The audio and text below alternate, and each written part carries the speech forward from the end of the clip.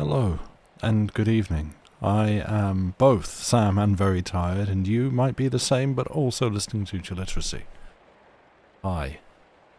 I literally had to get a huge yawn out of my system before clicking onto this scene on OBS. I am, for some reason, extremely tired today. I don't know why. Could it be that I stayed up until 10 o'clock in the morning watching Desert Bus? Not as late as I actually usually do when the buses are rolling through, but certainly recklessly late, and didn't like last few days I've been waking up.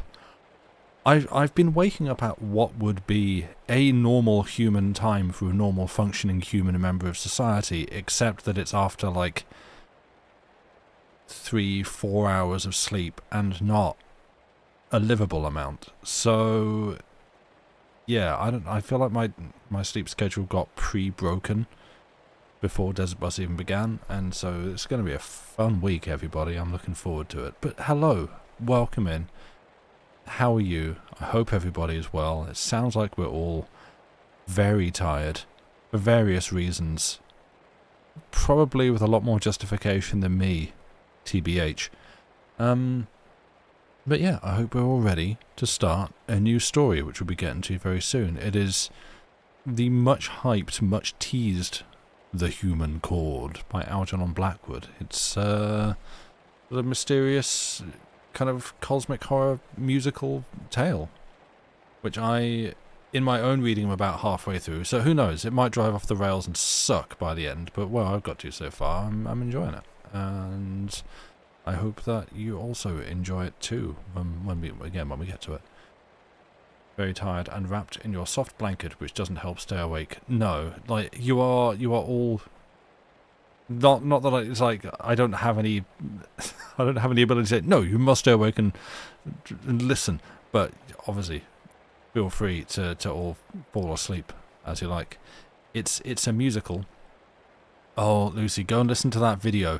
While I sit here and talk, go and listen to that video that I sent you earlier. The what was the guy's name? Let's see if anyone in chat actually is familiar with his name.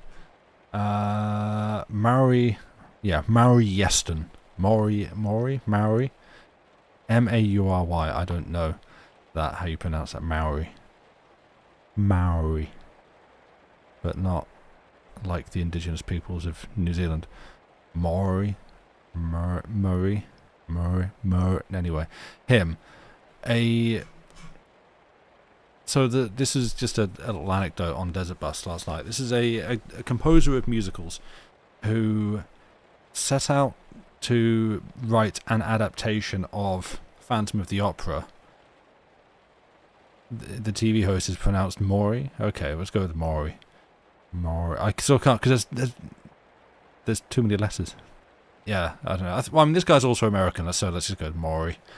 Anyway, I'm just going to sit and do that for the rest of the stream and call it an ASMR stream, I guess. Or a how to pronounce. But yeah, he set out to write The Phantom of the Opera, and then Andrew Lloyd Webber started and finished his Phantom of the Opera before Yeston was able to do his, but still did it anyway as an adaptation of like the original source material or whatever. And apparently is very good at writing music, extremely bad at writing lyrics, and the sample that was played on Desert Bus that I sent to Lucy earlier sure seemed to confirm that. In what, not exactly, but kind of felt a little bit like a William McGonagall level of like lyricism. So yeah, I'm sure if she's gone to listen to that, we'll get a reaction soon enough that can, confirm or refute such allegations. But maybe we've got someone else we can look to and laud who is actually still alive. But yeah, I don't know how we are doing. I hope everybody is well. There are still fireworks going off because it is a month in winter and so therefore fireworks are going off all night, every night. Hopefully fewer than last week because we're a little bit further away from the 5th, but hey, who knows? Yeah, I don't know what else to say. As I say, I'm very tired. I don't know actually how long this stream is going to be tonight, because, well, for one, this is a new book, as in, he was the one that wrote the bad musical of Titanic, right? I wondered if that, yeah, I was half expecting I would say the name and you'd be like, oh, him, or you would encounter one of his works and go, oh, yeah, I know this guy. So there we go. Yes, he did the Titanic one. But yeah, because obviously I'm starting this today, and I've just been reading this in my own time rather than what I usually do of like reading it and keeping an eye on time passing to see roughly how long it takes me to read things. And the chapter pacing in this it's a little odd, because the first chapter, like each chapter is broken up into, within it, like individual sections, numbered like 1, 2, 3, 4 and stuff. Where there are like natural breakpoints within the storytelling, but not a full-on like chapter breakpoint. But also the first chapter is very long. The second chapter, I think, might be even longer. No, hang on, I'm just sort of skimming. It's like just that the chapter lengths kind of get a little bit all over the place, and then they suddenly start getting very short. So yeah, it's trying to find natural breakpoints that don't make for a 3-hour stream. Again, especially when I'm very tired, is a little tricky. So yeah, this one I'm you know, we like to ramble on these streams, so that's probably going to happen a little bit. But yeah, this one I was just planning to take the first chapter and I split it in the middle, which actually reminds me, my due diligence, I've not found you all a text. Let's just do that quickly.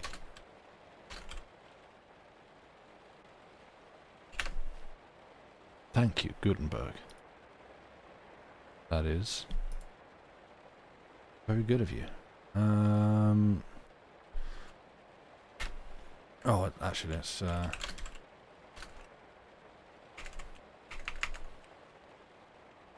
there, that's the one. We'll pin that one.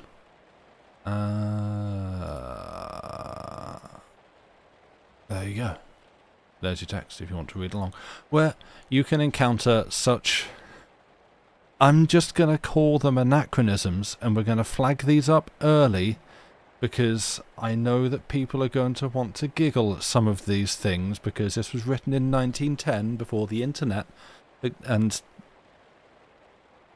I don't know where to point the finger specifically, but all you grubby-minded children had got your hands on certain words and expressions that and made them mean different things. Such as, and this is on the first page, so I'm just going to get this one out the way now.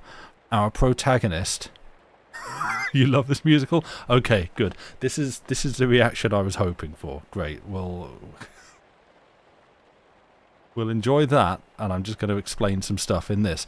So, our protagonist, at a couple of different points, addresses his ability as a child using the sort of self-discovered magical art of naming and sort of true naming of things, creates a little imaginary but actually real magical man friend who is called Winky. And moving on at a later point, which I don't think is going to come up in today's chat, but we're going to get it out the way anyway, because we're discussing this now like adults.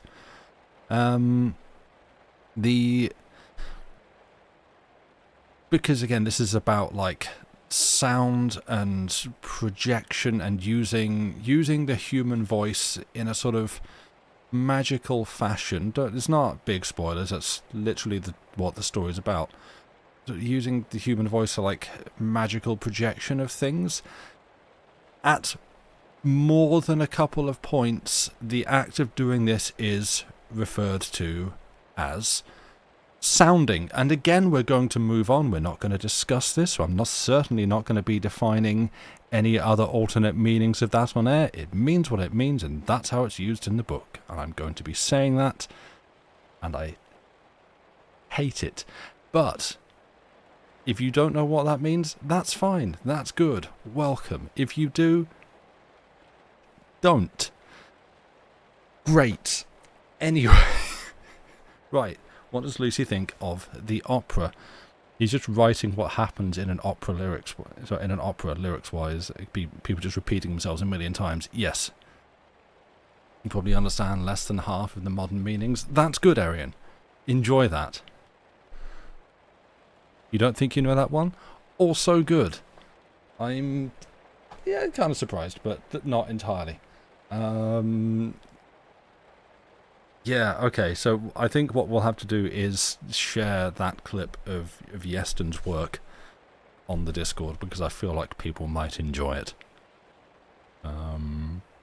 But exactly right, it's like the music, the music, like the composition, great. The lyrics, no. You missed all this conversation, don't worry, I've told you about this before. You read fan fiction, you know stuff. Yeah, there's... I figured there'd be some that do. So yeah, I'm just getting this out the way now. I'll probably have to go through this spiel again in a future stream. You have Urban Dictionary that you should not have? I warned you. I did tell you. You only have yourself to blame. If you're listening on the YouTube, firstly, like, hey, if you're not subscribed to the channel, hey, just click the subscribe button. We'd love to have you stick around. We do not clog up your YouTube feed. You get like 1 or 2 videos a week. That's it.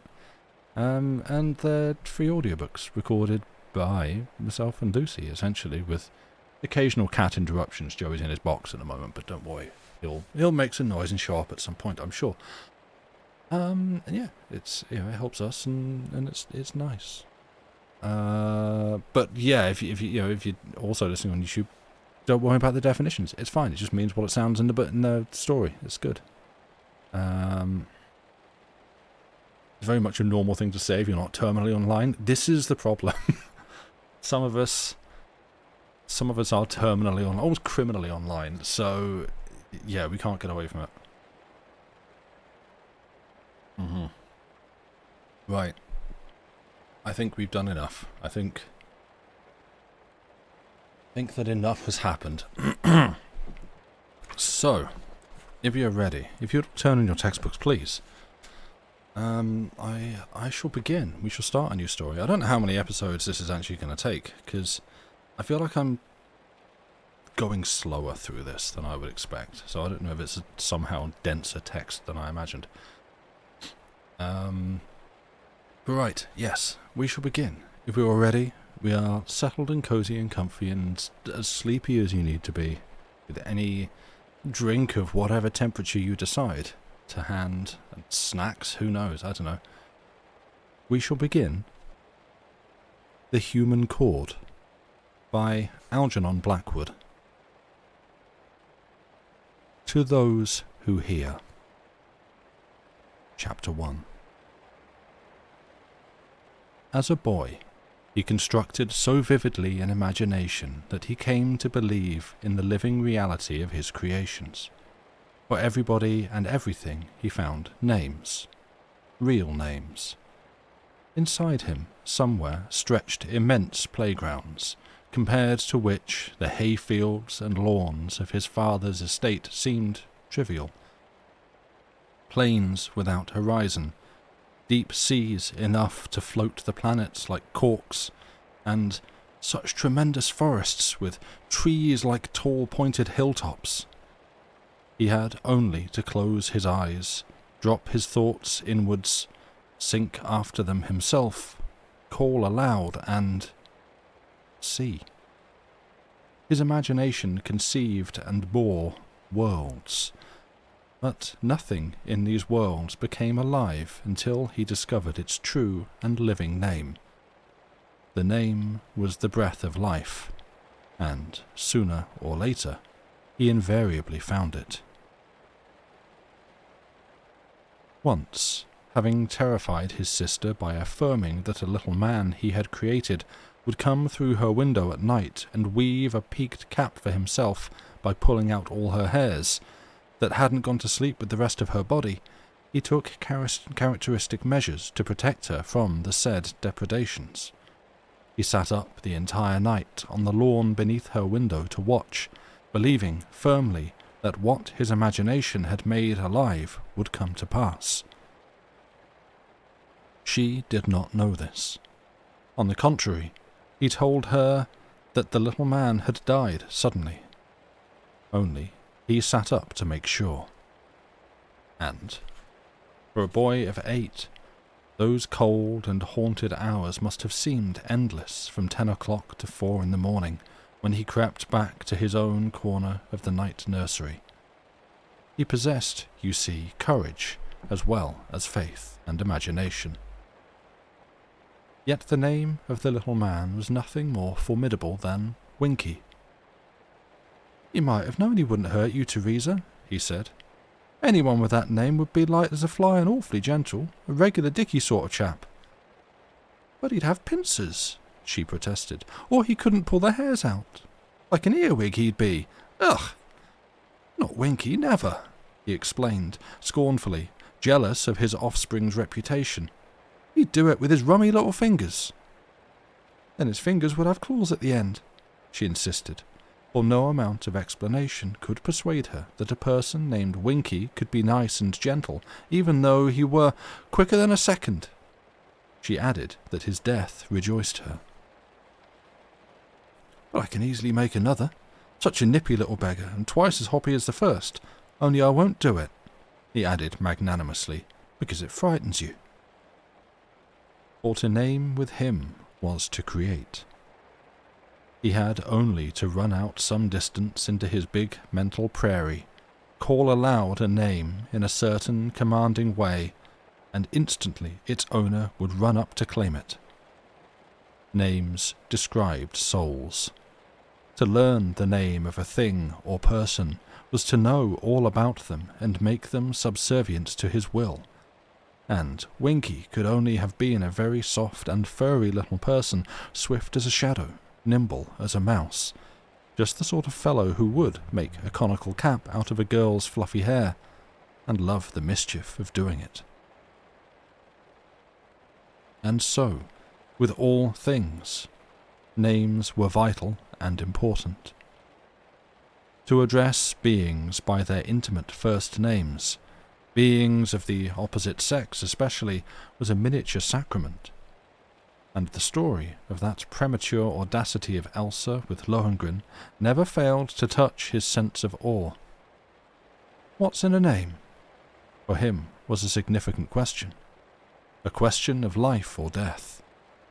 For to mispronounce a name was a bad blunder, but to name it wrongly was to miss it altogether.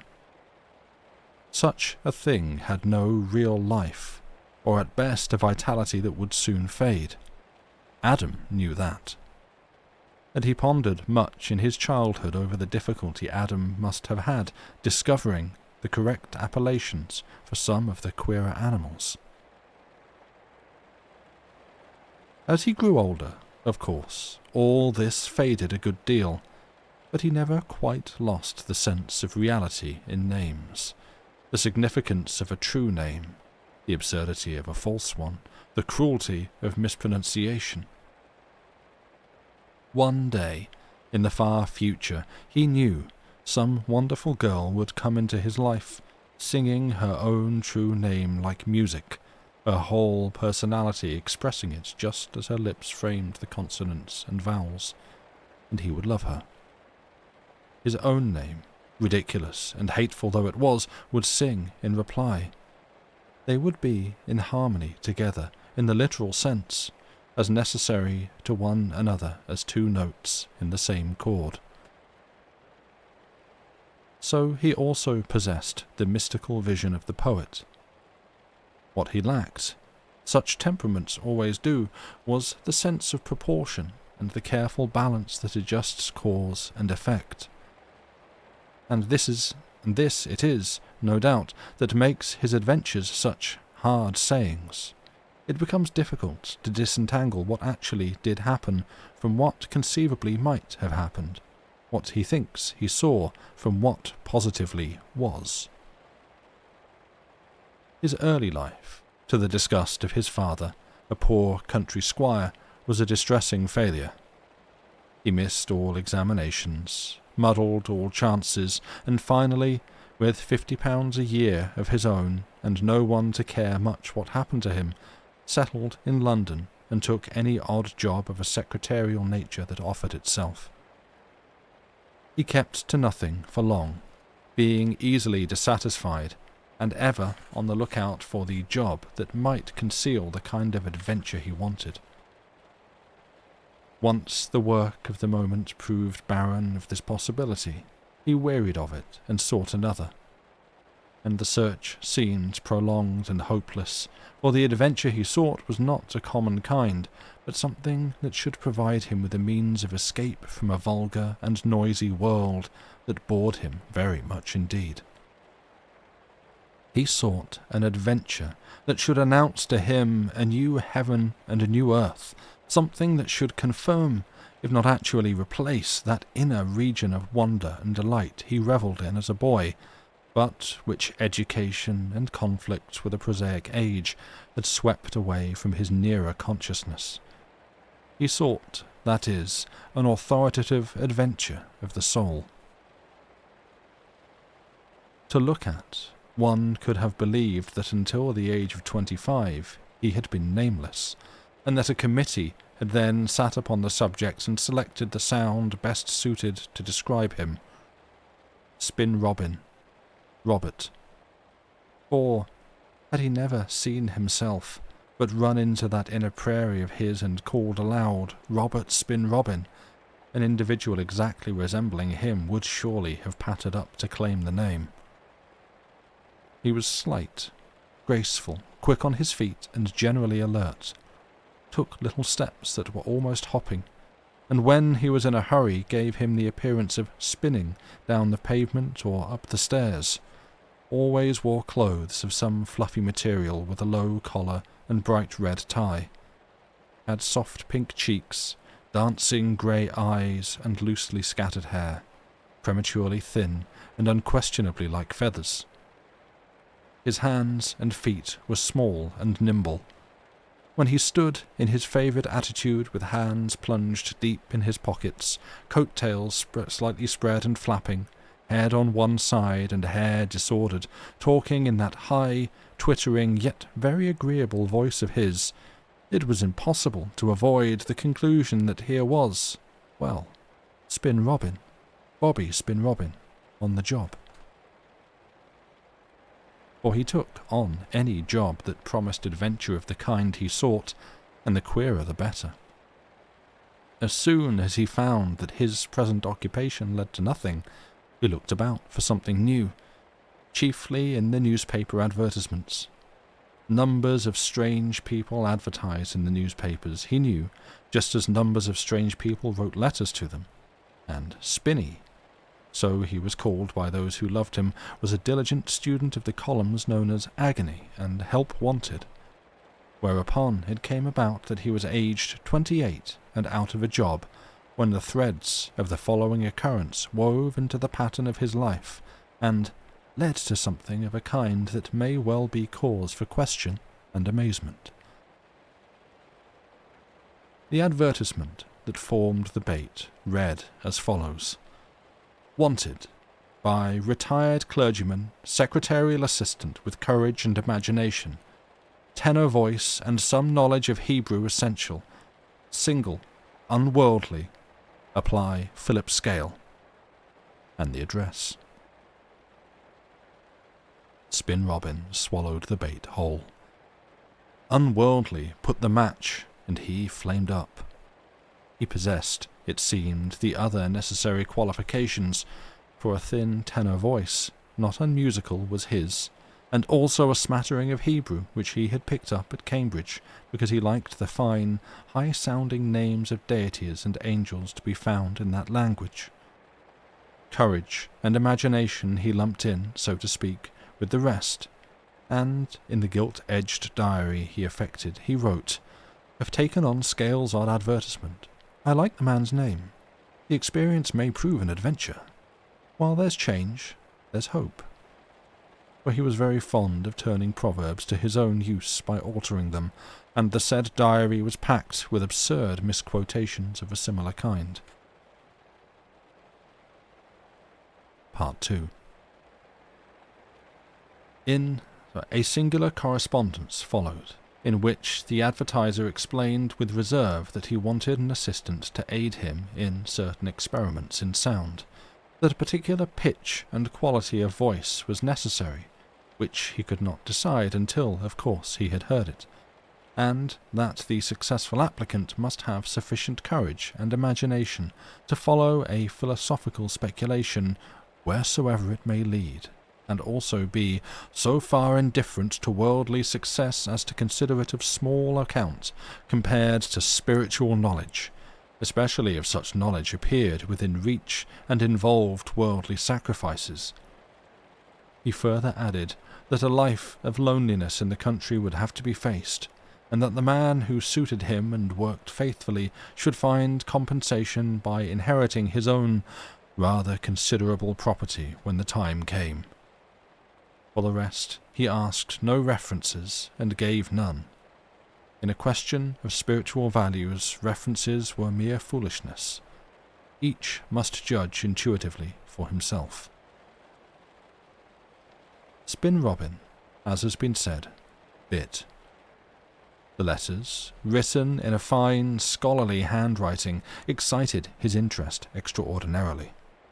He imagined some dreamer priest possessed by a singular hobby, searching for things of the spirit by those devious ways he had heard about from time to time, a little mad probably into the bargain. The name Scale sounded to him big, yet he somehow pictured to himself an ascetic-faced man of small stature, pursuing in solitude some impossible ideal. It all attracted him hugely with its promise of out-of-the-way adventure.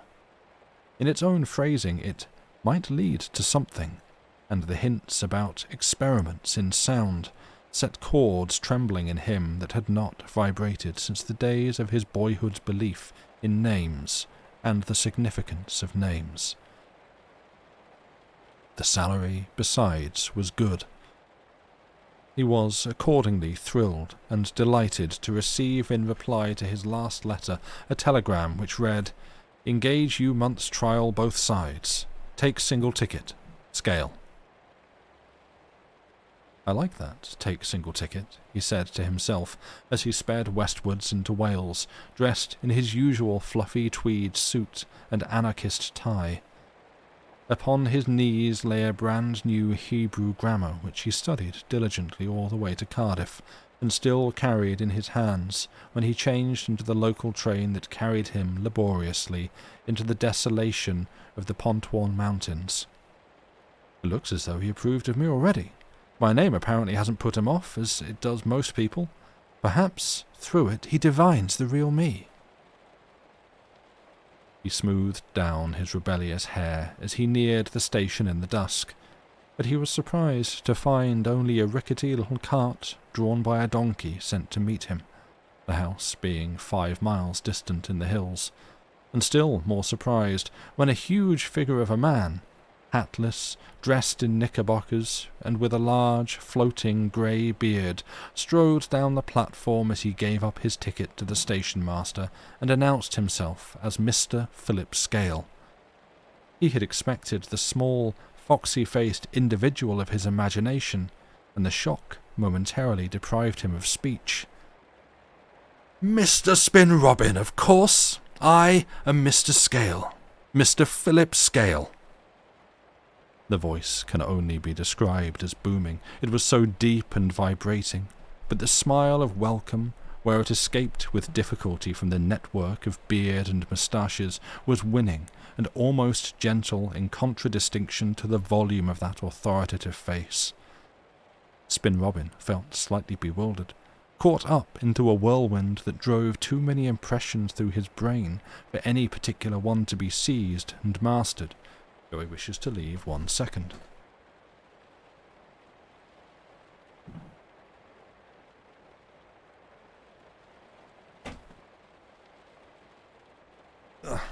And back. He found himself shaking hands. Mr. Scale, rather, shaking his in a capacious grasp as though it were some small india-rubber ball to be squeezed and flung away. Mr. Scale flung it away. He felt the shock of the whole length of his arm to the shoulder. His first impressions, he declares, he cannot remember. They were too tumultuous, beyond that he liked both smile and voice, the former making him feel at home, the latter filling him to the brim with a peculiar sense of well-being. Never before had he heard his name pronounced in quite the same way. It sounded dignified, even splendid, the way Mr. Scale spoke it. Beyond this general impression, however, he can only say that his thoughts and feelings whirled. Something emanated from this giant clergyman that was somewhat enveloping and took him off his feet. The keynote of the man had been struck at once. "How do you do, sir? This is the train you mentioned, I think." Oh no, that's been... Oh, okay, I'll do that again. "How do you do, sir? This is the train you mentioned, I think." Spin Robin heard his own thin voice speaking, by way, as it were, of instinctive apology that he should have put such a man to the trouble of coming to meet him. He said, "Sir." It seemed unavoidable, for there was nothing of the clergyman about him. Bishop, perhaps, or archbishop, but no suggestion of vicar or parish priest. Somewhere, too, in his presentment, he felt dimly, even at the first, there was an element of the incongruous, a meeting of things not usually found together. The vigorous, open-air life of the mountaineer spoke in the great muscular body, with the broad shoulders and clean, straight limbs. But behind the brusqueness of manner lay the true gentleness of fine breeding. And even here, on this platform of the lonely mountain station, Spin Robin detected the atmosphere of the scholar, almost of the recluse, shot through with the strange fires that dropped from the large, lambent blue eyes.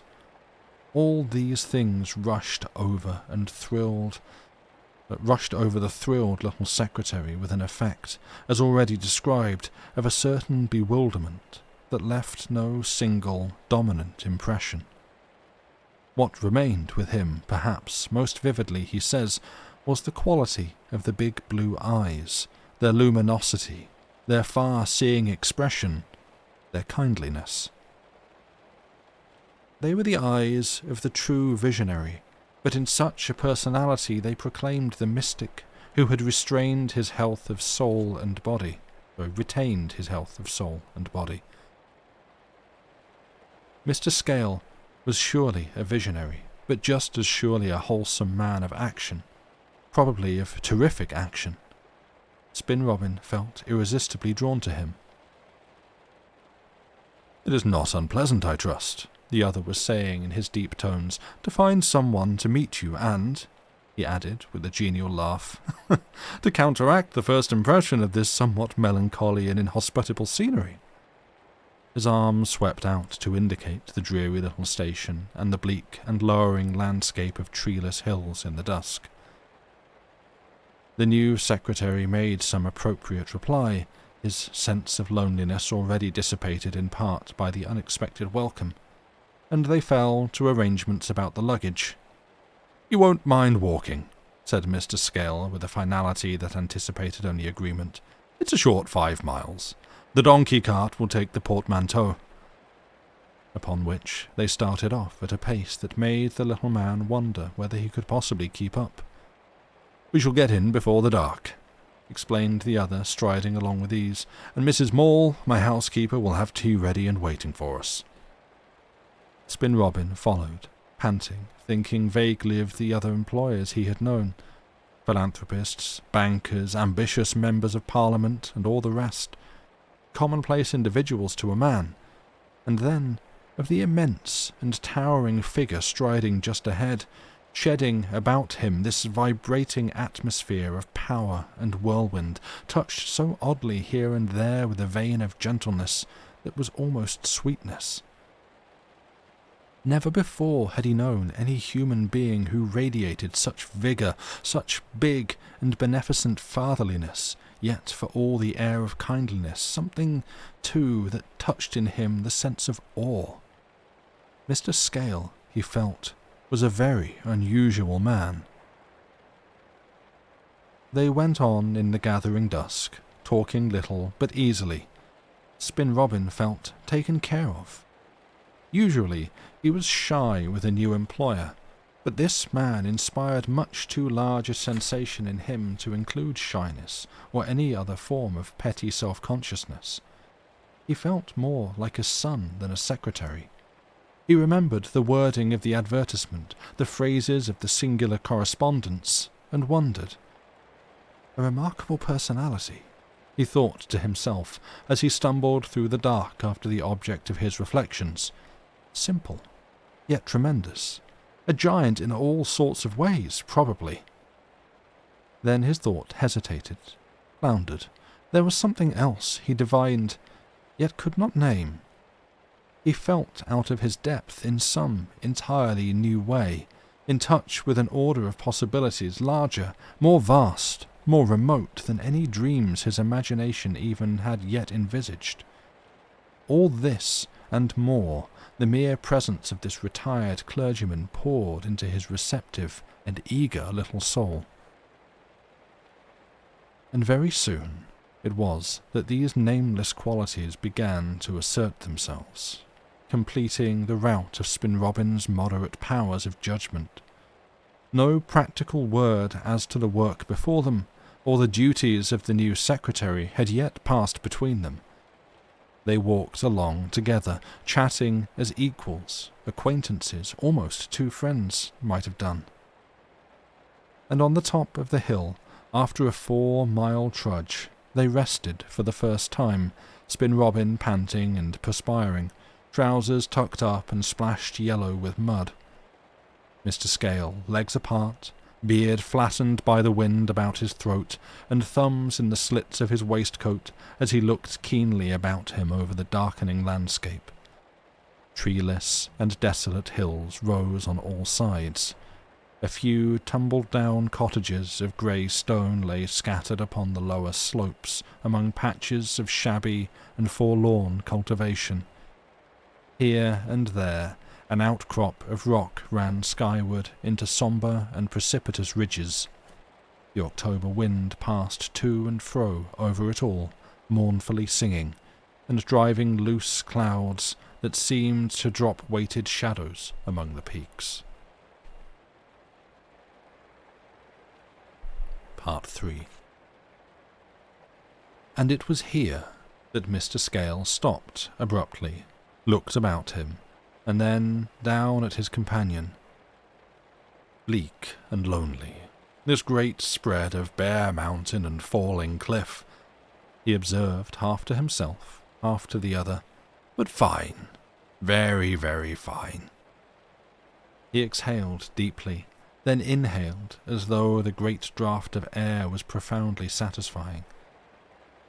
He turned to catch his companion's eye.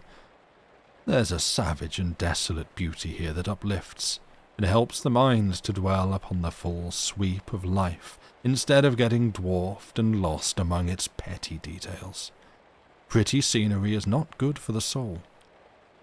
And again he inhaled a prodigious breastful of the mountain air. This is... But an element of terror in it, perhaps, sir, suggested the secretary, who, truth to tell, preferred his scenery more smiling, and who, further, had been made suddenly aware that in this sombre setting of bleak and elemental nature, the great figure of his future employer assumed a certain air of grandeur and was a little too awe-inspiring to be pleasant. In all profound beauty there must be that, the clergyman was saying. Fine terror, I mean, of course. Just enough to bring out the littleness of man by comparison. Perhaps, yes, agreed Spin Robin. His own insignificance seemed peculiarly apparent at that moment in contrast to Mr. Scale, who had become part and parcel of the rugged landscape. Spin Robin was a lost atom whirling somewhere outside on his own account, whereas the other seemed oddly in touch with it, almost merged and incorporated into it. With those deep breaths the clergyman absorbed something of this latent power about them, then gave it out again. It broke over his companion like a wave. Elemental force of some kind emanated from that massive human figure beside him. The wind came tearing up the valley and swept past them with a rush as of mighty wings. Mr. Scale drew attention to it. "And listen to that," he said, "how it leaps, singing, from the woods in the valley up to those gaunt old cliffs yonder." He pointed. His beard blew suddenly across his face. With his bare head and shaggy flying hair, his big eyes and bold aquiline nose, he presented an impressive figure. Spin Robin watched him with growing amazement, aware that an enthusiasm scarcely warranted by the wind and scenery had passed into his manner. In his own person, too, he thought he experienced a birth of something similar, a little wild rush of delight he was unable to account for. The voice of his companion, pointing out the house in the valley below, again interrupted his thoughts. "How the mountains positively eat it up! It lies in their very jaws." And the secretary's eyes, travelling into the depths, made out a cluster of grey stone chimneys and a clearing in the woods that evidently represented lawns. The phrase, courage and imagination, flashed unbidden into his mind as he realized the loneliness of the situation, and for the 100th time he wondered what in the world could be the experiments with sound that this extraordinary man pursued in this isolated old mansion among the hills. "Buried, sir, rather." Oh no, that's Spin Robin. Sorry, anyway, Joey wants to come in again.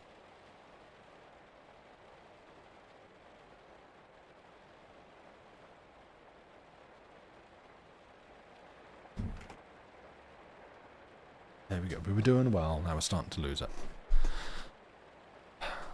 "Buried, sir, rather," he suggested. "I can only just see it. And inaccessible," Mr. Scale interrupted him. "Hard to get at. No one comes to disturb. An ideal place for work. In the hollows of these hills a man may indeed seek truth and pursue it, for the world does not enter here." He paused a moment. "I hope, Mr. Spin Robin," he added, turning towards him with that gentle smile his shaggy visage sometimes wore, "I hope you will not find it too lonely. We have no visitors, I mean. Nothing but our own little household of 4.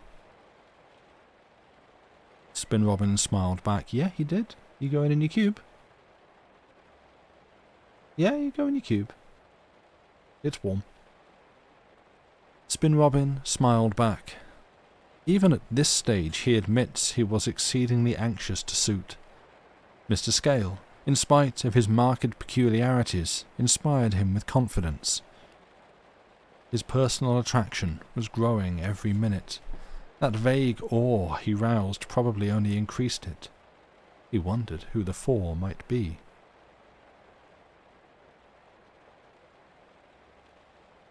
"There's nothing like solitude for serious work, sir," replied the younger man, stifling a passing uneasiness. And with that, they plunged down the hillside into the valley, Mr. Scale leading the way at a terrific pace, shouting out instructions and warnings from time to time that echoed from the rocks as though voices followed them down from the mountains. The darkness swallowed them. They left the wind behind. The silence that dwells in the folded hills fell about their steps. The air grew less keen. The trees multiplied, gathering them in with fingers of mist and shadow. Only the clatter of their boots on the rocky path, and the heavy bass of the clergyman's voice shouting instructions from time to time broke the stillness. Spin Robin followed the big, dark outline in front of him as best he could, stumbling frequently. With countless little hopping steps he dodged along from point to point, a certain lucky nimbleness in his twinkling feet saving him from many a tumble. "All right behind there," Mr. Scale would thunder. "All right, thanks, Mr. Scale," he would reply in his thin tenor. "I'm coming." "Come along, then." And on they would go, faster than before, till, in due course, they emerged from the encircling woods and reached the more open ground about the house. Somehow, in the jostling relations of the walk, a freedom of intercourse had been established that no amount of formal talk between four walls could have accomplished. They scraped their dirty boots vigorously on the iron mat. "Tired?" asked the clergyman kindly. "Winded, Mr. Scale, thank you. Nothing more," was the reply. He looked up at the square mass of the house looming dark against the sky, and the noise his companion made opening the door, the actual rattle of the iron knob did it, suddenly brought to him a clear realization of two things. First, he understood that the whole way from the station Mr. Scale had been watching him closely, weighing, testing, proving him, though by ways and methods so subtle that they had escaped his observation at the time. Secondly, that he was already so caught in the network of this personality, vaster and more powerful than his own, that escape, if he desired it, would be exceedingly difficult. Like a man in a boat upon the upper Niagara River, he already felt the tug and suction of the current below, the lust of a great adventure drawing him forward. Mr. Scale's hand upon his shoulder as they entered the house was the symbol of that. The noise of the door closing behind him was the passing of the last bit of quiet water across which a landing to the bank might still have been possible. Faint streamers from the dark, inscrutable house of fear reached him even then and left their vague, undecipherable signatures upon the surface of his soul.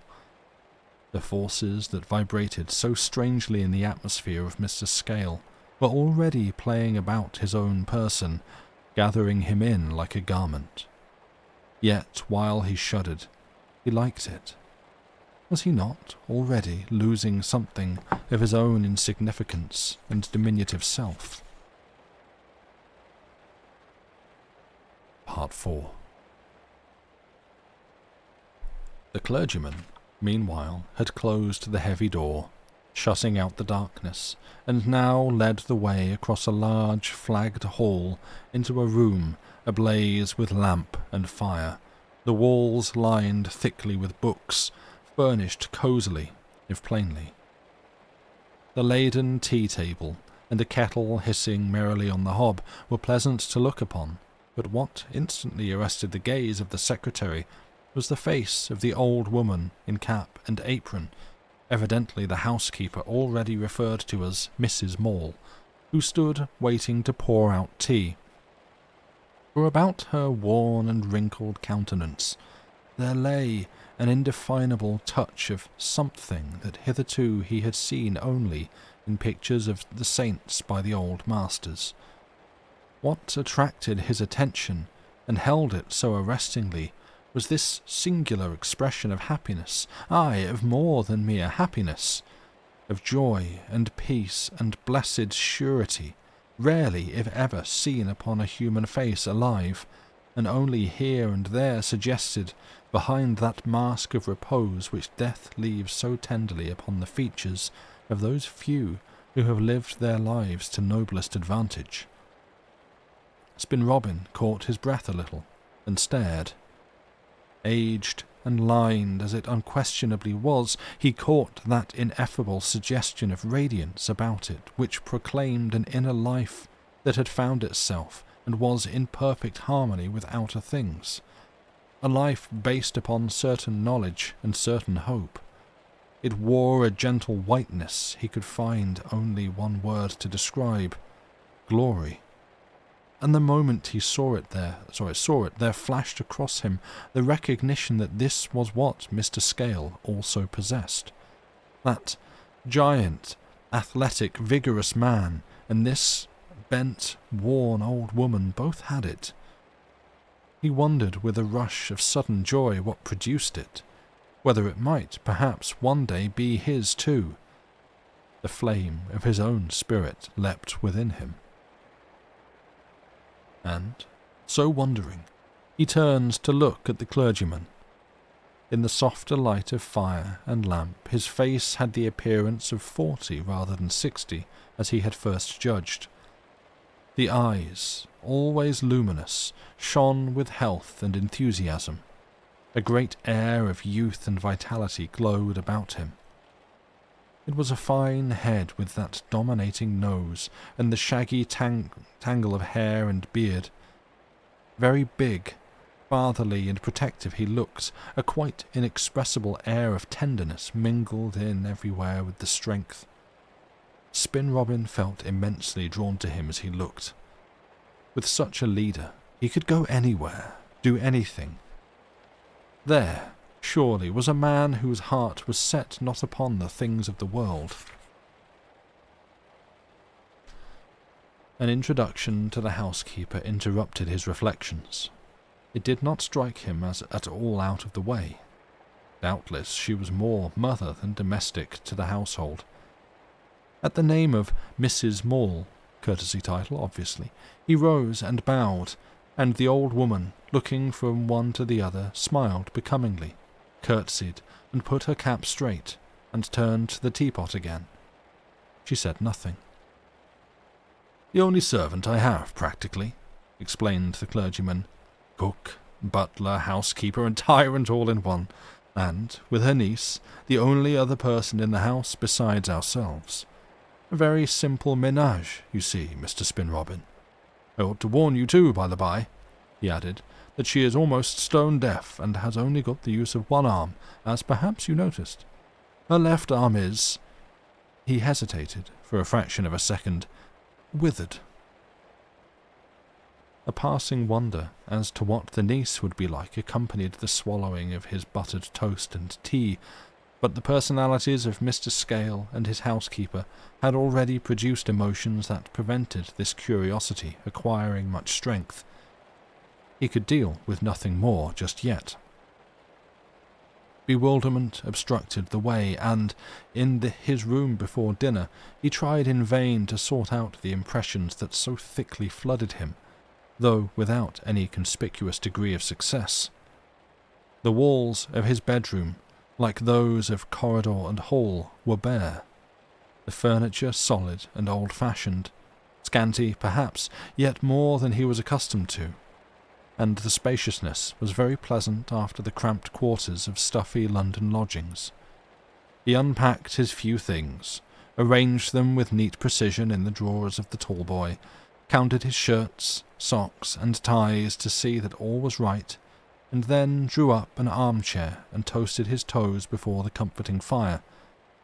He tried to think of many things and to decide numerous little questions roused by the events of the last few hours. But the only thing, it seems, that really occupied his mind was the rather overpowering fact that he was, with Mr. Scale and in Mr. Scale's house, that he was there on a month's trial, that the nature of the work in which he was to assist was unknown, immense, singular, and that he was already being weighed in the balances by his uncommon and gigantic employer. In his mind he used this very adjective. There was something about the big clergyman. Titanic. He was in the middle of a somewhat jumbled consideration about knowledge of Hebrew, tenor voice, courage and imagination, unworldly, and so forth, when a knock at the door announced Mrs. Maule, who came to inform him that dinner was ready. She stood there, a motherly and pleasant figure in black, and she addressed him in the third person. "If Mr. Spin Robin will please to come down," she said. "Mr. Scale is waiting. Mr. Scale is always quite punctual." She always spoke thus, in the third person, She never used the personal pronoun if it could be avoided. She preferred the name direct, it seemed. Yeah. She preferred the name direct, it seemed. And as Spin Robin passed her on the way out, she observed further, looking straight into his eyes as she said it, "And should Mr. Spin Robin have need of anything, that," indicating it, "is the bell that rings in the housekeeper's room. Mrs. Mole can see it wag, though she can't hear it. Day or night," she added with a faint curtsy, "and no trouble at all, just as with the other gentlemen." So there had been other gentlemen, other secretaries. He thanked her with a nod and a smile, and hurried pattering downstairs in a neat blue suit, black silk socks, and a pair of bright new pumps, Mr. Scale having told him not to dress.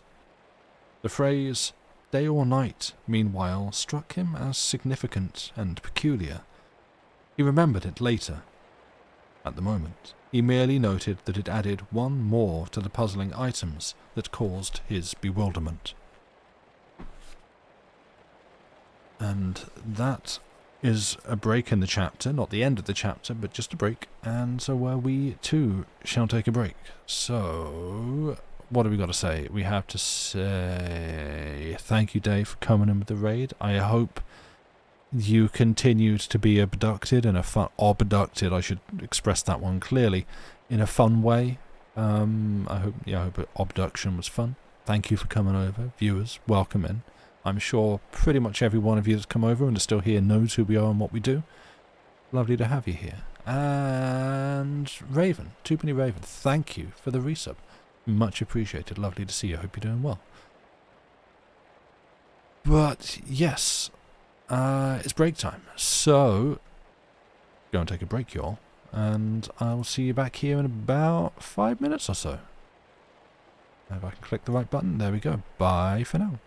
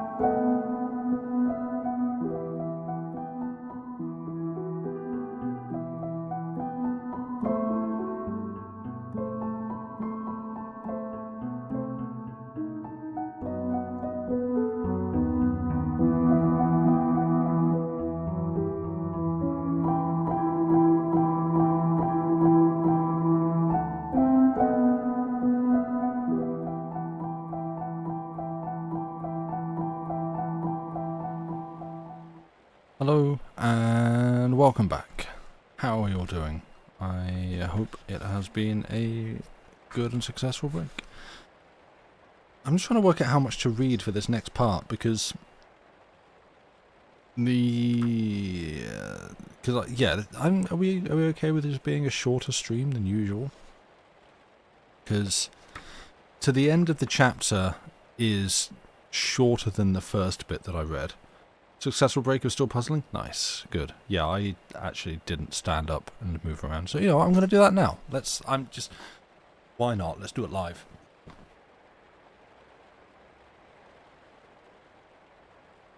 Good. I've now stood up.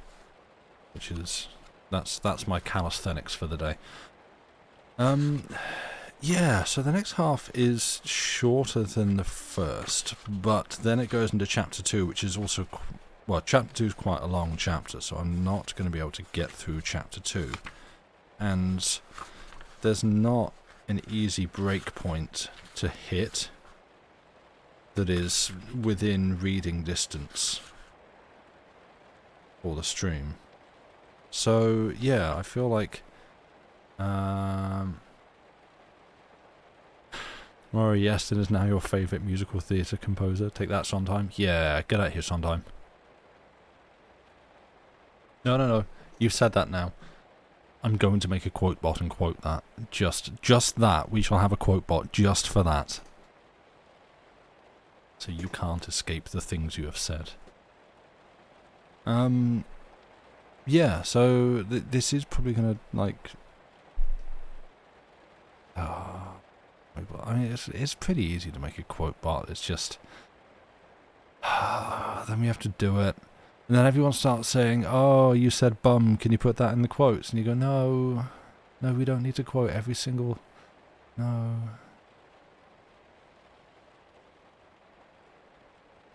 I don't know. I'll think about it, maybe. Quote bot would be fun to some of the stories. True, well, like, it would, but then, like, that's just us saying it's not a me quote, it's a quote from the author. And, like, that's the thing. Perhaps, I feel like if we were to do a quote bot, I'd want it to be something a bit different. Well, it's where... So, instead of a quote bot, what I did want to hook up, but I have no idea how to execute on it, would be some kind of McGonagall Markov chain bot, so you can just summon it. Yeah, exactly, Lady Mephistopheles, but not like direct McGonagall quotes, but like a Markov chain one that's just been primed on McGonagall poems, so that it generates a new line. Like that's the thought. That's what I wanted to do. And every now and then, Arian's like, "Hey, what was that bot you wanted to make? I've tried to figure out something, but I'm not quite sure what to do." And I'm like, "Oh, I don't want to give you more work. You work so hard on things anyway." But I know like other channels have Markov chain bots, which like the point is it's just like predictive text really. It just fed on a data set, then tries to predict a next, like what the next word is going to be. Thanks Amras. Yeah, that would be different. I know a number of Twitter accounts where that sort of content will get many retweets and possibly perhaps win you the best joke at the Edinburgh Fringe Award. Make of that what you will.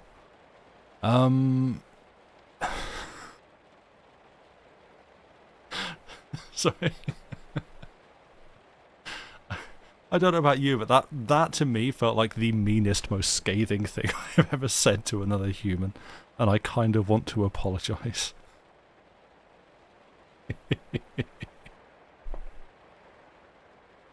But anyway, the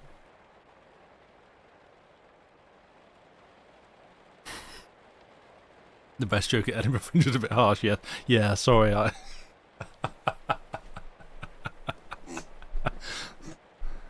Okay, this is the chair, by the way. I have to just, like, Is that even coming through? Yes, it is coming through on the mic. Okay, yeah, this is a noisy chair. If that's not the chair, I need to seek medical help right now. That's the chair.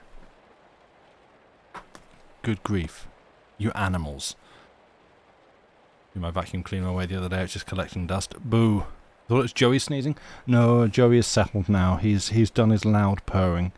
He is done. He is in his cube. And he's going to be there for a bit. Really, I'm just like stalling for time. But yeah, I guess we can. Time for a new chair. Oh, it's been, Lucy can attest, it's been time for a new chair for at least a year. At some point, the back on this, just like the entire upright back upon which I lean, but not so much anymore, is just going to like, it's going to come loose and go over the back without me realizing properly, and I shall lean back and just fold an extra joint in my spine on like the like just the one bit of metal that sticks up where the back has previously been anchored but will now have come loose. Yeah, quick look on that while Lucy's not here.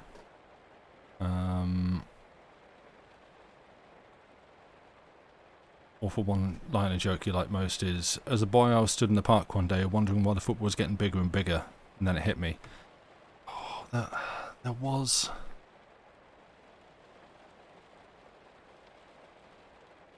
I'm not going to remember it now. There was one that I think I have read in the last few months that I did like, and briefly had in my pocket, and then I lost it. Kind of along those lines.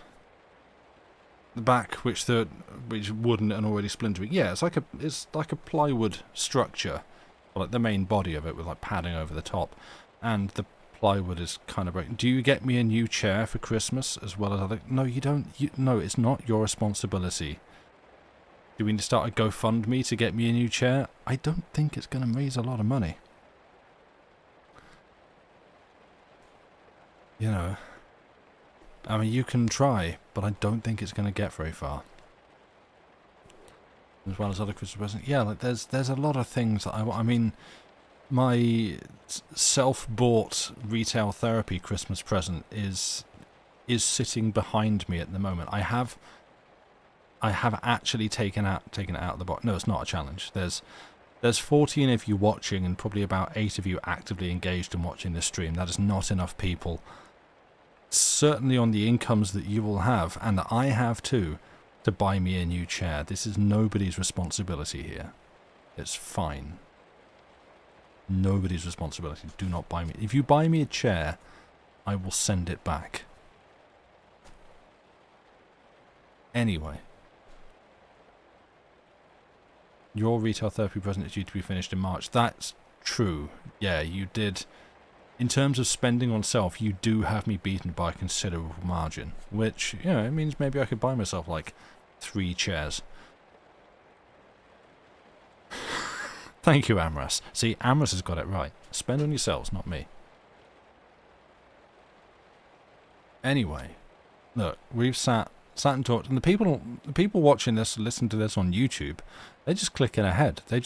They've gone down to the numbers below in the description for the video, and they've just clicked on. They're skipping all this, so it's our own time we're wasting, really.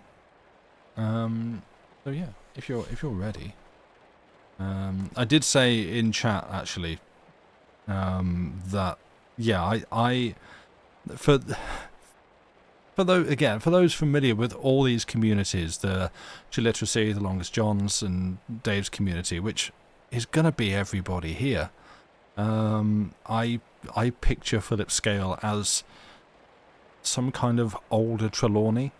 I would just say Trelawney, but Trelawney's way younger than everyone thinks. He's like 18. No, he's not. He's like early 20s or something. But he just naturally resolves as an old man in my head. So I have to clarify.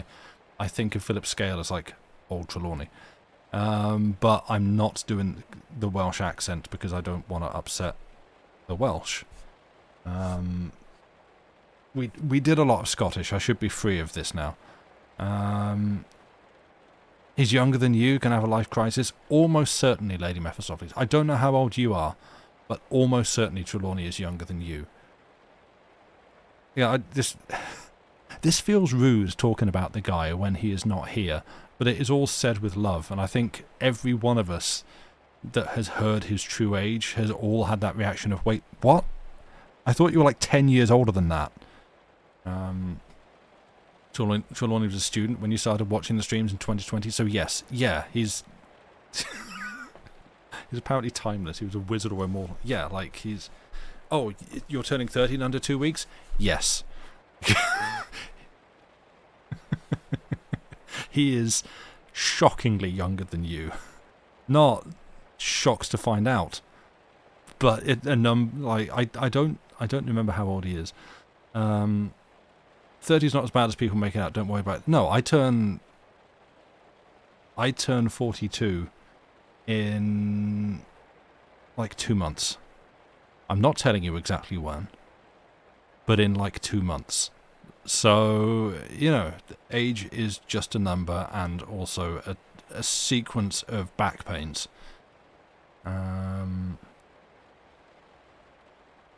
Any Bunsen, unless you're forgetting someone you think you're the oldest TLJ mod next to me.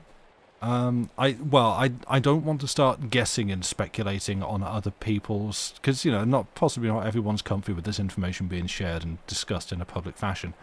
But you might be right. Raven, you're 43 in about 2 weeks. Hey, congratulations. And yes, Perilla, also welcome to the 40. Which reminds me, actually, today, when talking about birthdays and ages and things, our friend Stephen, which is Stephen Joy, so I was just trying to remember what his streaming name. I don't know if you're lurking, maybe you're out there or not. I'm almost going to say I hope not, because it's your birthday, and I'm sure there's a lot of other lovely things you could be doing on your birthday, but it's Stephen's birthday today, so, you know, if you happen to see him, if you happen to be watching one of his streams anywhere, wish him a happy birthday. He's a lovely, lovely guy. We like him a lot. And you know him because we rode over there quite a lot. But yeah, it's his birthday today. Angelina, you hit 40 this past year. You missed 30. I missed 32, but you know what? I'm not. Yeah, I'm facing 40. We're taking it. It's fine. As I say, it's just back and neck aches mainly. Oh, this hurts. Why? Well, you've been sleeping. Yeah, aren't I meant to do that? Oh, okay. Well. Joke's on me. Back, neck, knees. Yes.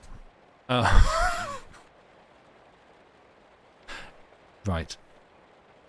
You had back and neck aches since you were 16? Yeah, but you've been carrying like trumpet cases and stuff.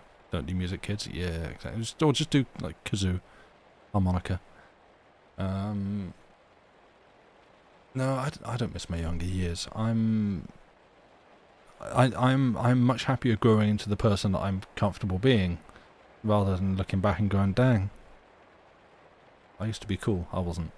No. Anyway, let's, now, as I'm trying to get there, let's continue and finish off Chapter 1. If we're all ready, we have a link at the top if you wish to read along, as is tradition. I'm still cool. Ah, thank you. Read the damn book. I will. See, I'm cool. I read books on the internet and people heckle me until I do it. That's cool, right? Let us carry on with The Human Chord by Algernon Blackwood. V. Before he had gone very far, however, there came another, crowningly perplexing, for he was halfway down the darkened passage, making for the hall that glimmered beyond like the mouth of a cave, when, without the smallest warning, he became suddenly conscious that something attractive and utterly delicious had invaded the stream of his being. It came from nowhere, inexplicably, and at first it took the form of a naked sensation of delight, keen as a thrill of boyhood days. There passed into him very swiftly something that satisfied. I mean, whatever it was, he says, I couldn't have asked or wanted more of it. It was all there, complete, supreme, sufficient. And the same instant he saw close beside him, in the comparative gloom of the narrow corridor, a vivid, vibrating picture of a girl's face, pale as marble or flower-like beauty, with dark, voluminous hair and large grey eyes that met his own from behind a wavering net of eyelashes. Down to the shoulders he saw her. Erect and motionless he stood against the wall. She stood against the wall to let him pass, this slim young girl whose sudden and unexpected presence had so electrified him. Her eyes followed him like those of a picture, but she neither bowed nor curtsied, and the only movement she made was the slight turning of the head and eyes as he went by. It was extraordinarily effective, this silent and delightful introduction, for swift as lightning, and with lightning's terrific and incalculable surety of aim, she leapt into his heart with the effect of a blinding and complete possession.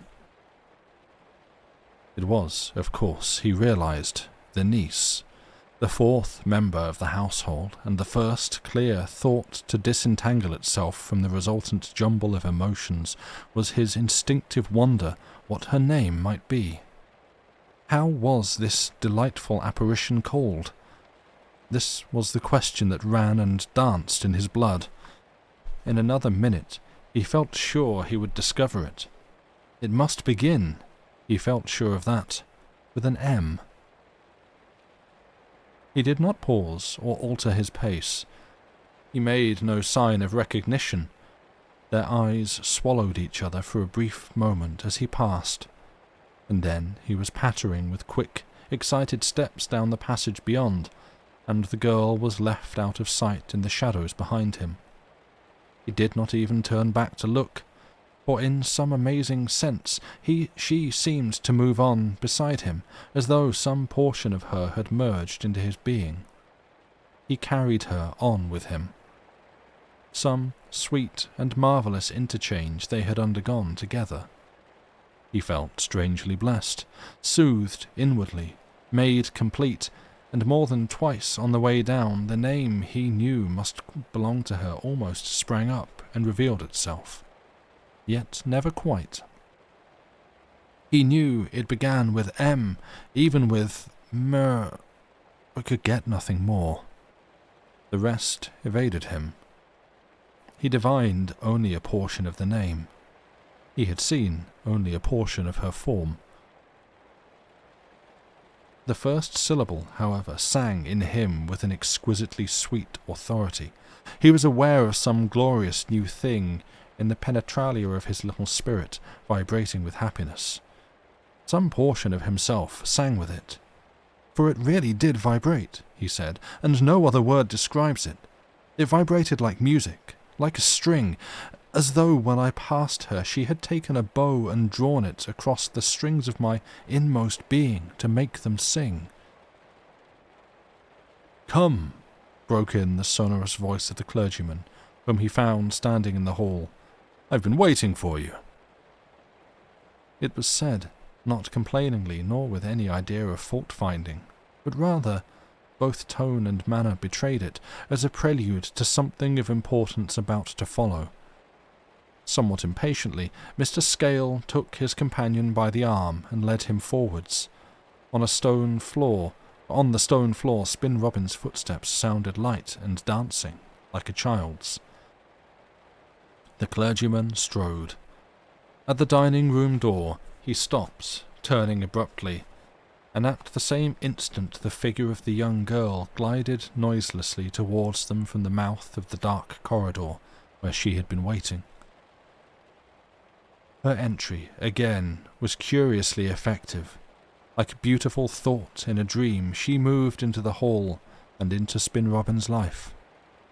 Moreover, as she came wholly into view in the light, he felt, as positively as though he heard it uttered, that he knew her name complete.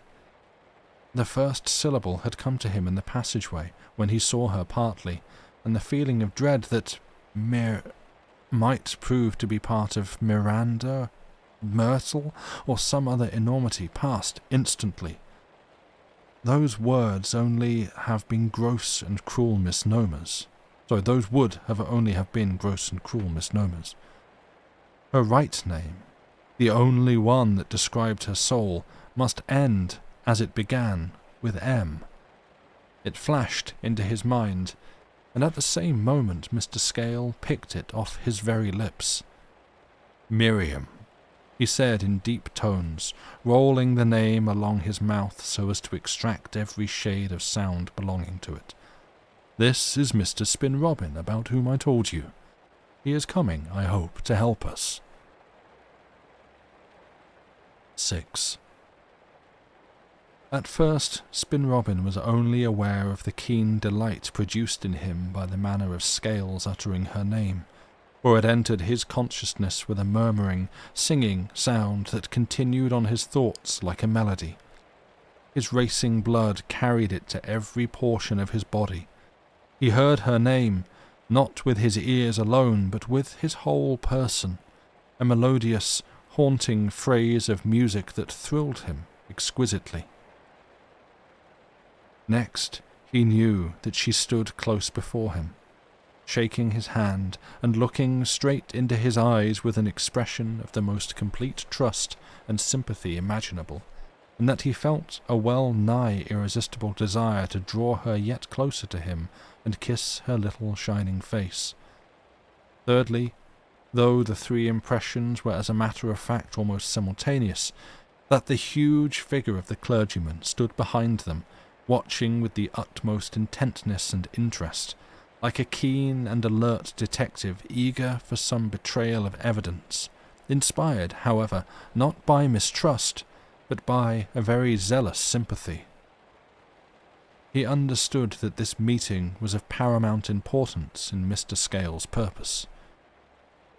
"How do you do, Mr. Spin-Robin?" he heard a soft voice saying, and the commonplace phrase served to bring him back to a more normal standard of things. But the tone in which she said it caused him a second thrill almost more delightful than the first, for the quality was low and fluty, like the gentle note of some mellow wind instrument, and the caressing way she pronounced his name was a revelation.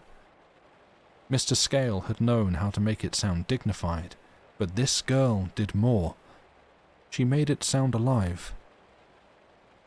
"I will give thee a new name," flashed into his thoughts, as some memory cell of boyhood discharged its little burden most opportunely and proceeded to refill itself. The smile of happiness that broke over Spin-Robin's face was certainly reflected in the eyes that gazed so searchingly into his own, without the smallest sign of immodesty, yet without the least inclination to drop the eyelids. The two natures ran out to meet each other, as naturally as two notes of music run to take their places in a chord. The slight, blue-eyed youth, light of hair and sensitive of spirit, and this slim, dark-skinned little maiden, with the voice of music and the wide-open grey eyes, understood one another from the very first instant their atmospheres touched and mingled, and the big Scale, looking on intently over their very shoulders, saw that it was good, and smiled down upon them, too, in his turn.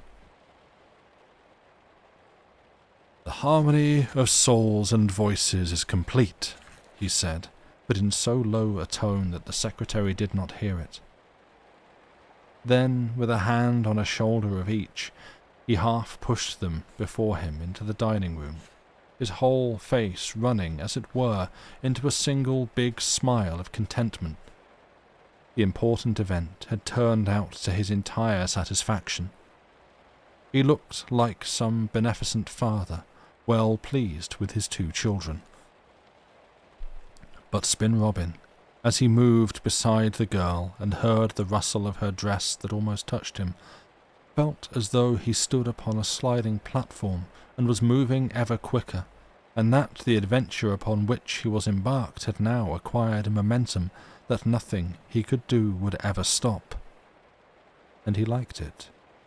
It would carry him out of himself into something very big. And at dinner, where he sat opposite to the girl and studied her face closely, Mr. Scale, he was soon aware, was occupied in studying the two of them even more closely. He appeared always to be listening to their voices. They spoke little enough, however. Only their eyes met continually, and when they did so there was no evidence of a desire to withdraw. Their gaze remained fastened on one another, on her part without shyness, without impudence on his. That Mr. Scale wished for them an intimate and even affectionate understanding was evident, and the secretary warmed to him on that account more than ever, if on no other. It surprised him, too, when he thought of it, which was rarely, that a girl who was perforce of humble origin would carry herself with an air of such complete and natural distinction, and prove herself so absolutely the lady. For there was something about her of greater value than any mere earthly rank or class could confer. Her spirit was in its very essence distinguished, perfectly simple, yet strong with a great and natural pride. It never occurred to her soul to doubt its own great value, or to question that of others. She, somehow or other, made the little secretary feel of great account. He had never quite realized his own value before. Her presence, her eyes, her voice served to bring it out. And a very curious detail that he always mentions just at this point is the fact that it never occurred to him to wonder what her surname might be, or whether, indeed, she had one at all. Her name, Miriam, seemed sufficient. The rest of her, if there was any other part of her not described by those 3 syllables, lay safely and naturally included somewhere in his own name. Spin Robin described her as well as himself, but Miriam completed his own personality and at the same time extended it. He felt all wrapped up and at peace with her. With Philip Scale, Mrs. Maule, and Miriam, he, Robert Spin Robin, felt that he naturally belonged as one of the family. They were like the 4 notes of a chord. Scale the great bass, Maule the mellow alto, himself and Miriam, respectively, the echoing tenor and the singing soprano. The imagery by which, in the depths of his mind, he sought to interpret to himself the whole singular business ran, it seems, even then to music and the analogies of music. The meal was short and very simple. Mrs. Maule carved the joint at the end of the table, handed the vegetables, and looked after their wants with the precision of long habit. Her skill, in spite of the withered arm, was noteworthy. They talked little, Mr. Scale hardly at all. Miriam spoke from time to time across the table to the secretary. She did not ask questions, she stated facts, as though she already knew about his feelings and tastes. She may have been 20 years of age, perhaps, but in some way she took him back to childhood. And she said things with the simple audacity of a child, ignoring Mr. Scale's presence. It seemed to the secretary as if he had always known her. "I knew just how you would look," she said, without a trace of shyness, "the moment I heard your name. And you got my name very quickly, too." "Only part of it at first." "Oh, yes. But when you saw me completely, you got it all," he interrupted. "And I like your name," she added, looking him full in the eye with her soft grey orbs. "It tells everything." "So does yours, you know." "Of course," she laughed. "Mr. Scale gave it to me the day I was born." "I heard it," put in the clergyman, speaking almost for the first time. And the talk dropped again, the secretary's head fairly whirling. "You used it all, of course, as a little boy," she said presently again. "Names, I mean." "Rather," he replied without hesitation, "only I've rather lost it since." "It will come back to you, dear. It's so splendid, all this world of sound, and makes everything seem worthwhile. But you lose your way at first, of course, especially if you are out of practice, as you must be." Spin Robin did not know what to say. To hear this young girl make use of such language took his breath away. He became aware that she was talking with a purpose, seconding Mr. Scale in the secret examination to which the clergyman was all the time subjecting him. There was no element of alarm in it all. In the room with these two, and with the motherly figure of the housekeeper busying about to and fro, he felt at home, comforted, looked after.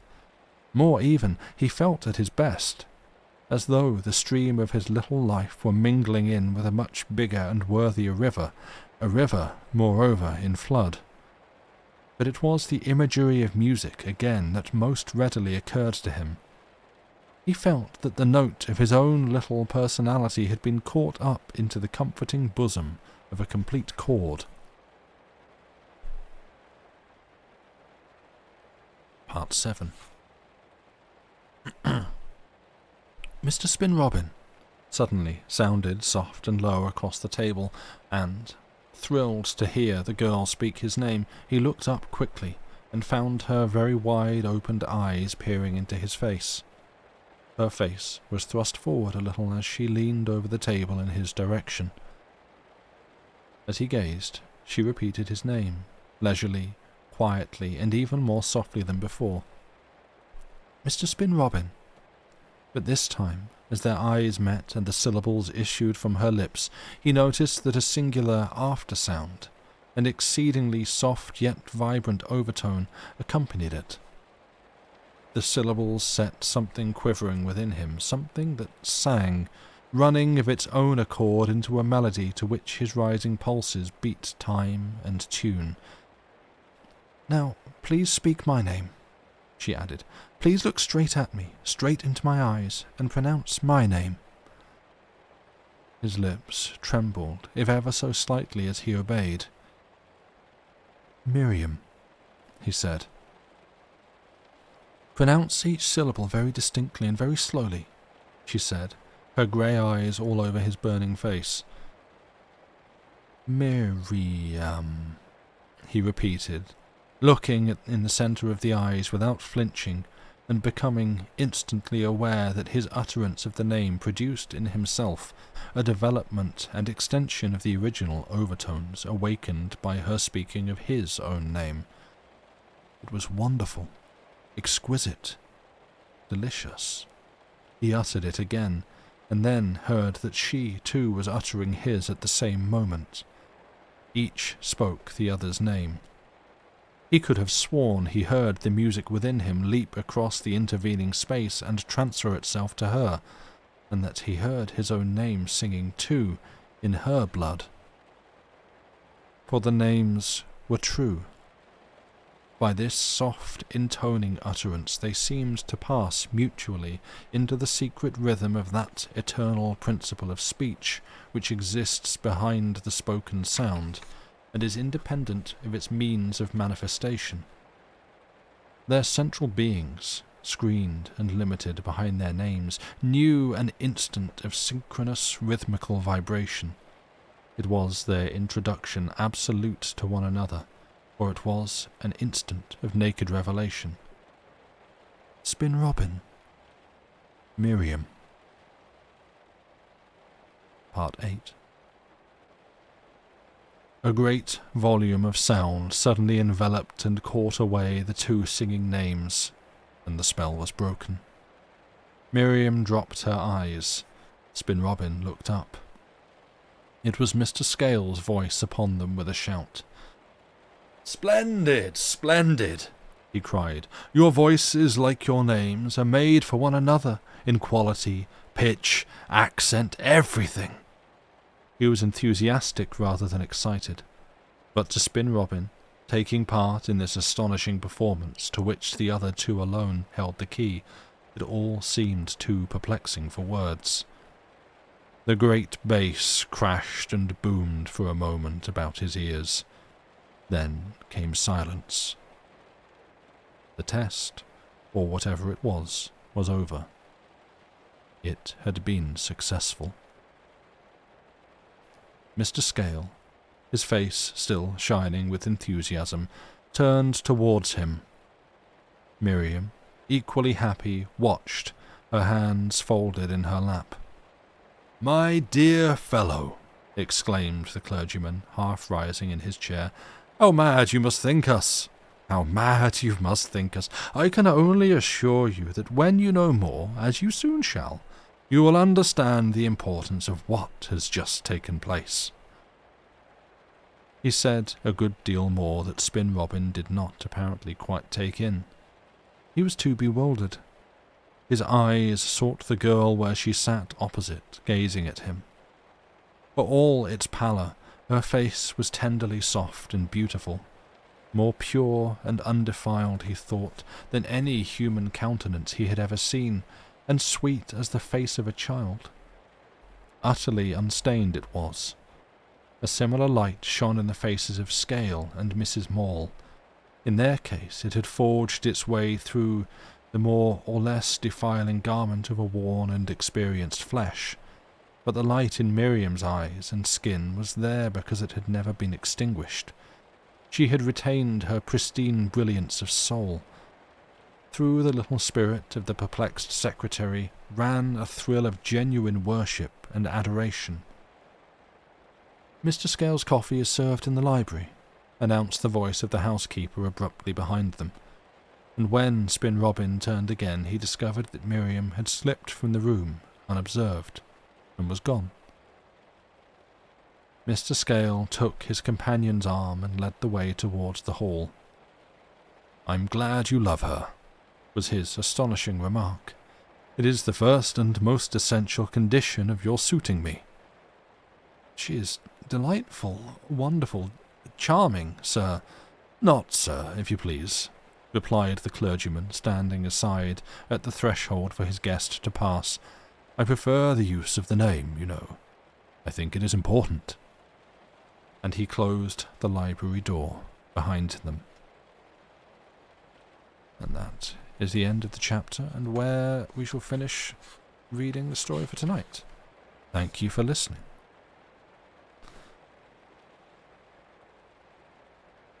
That's quite lovely. In actually what feels like a rarity for these stories, where, you know, like, hey, you're welcome.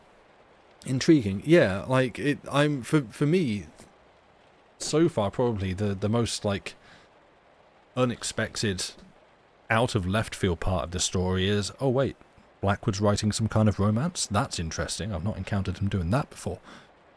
Excuse me.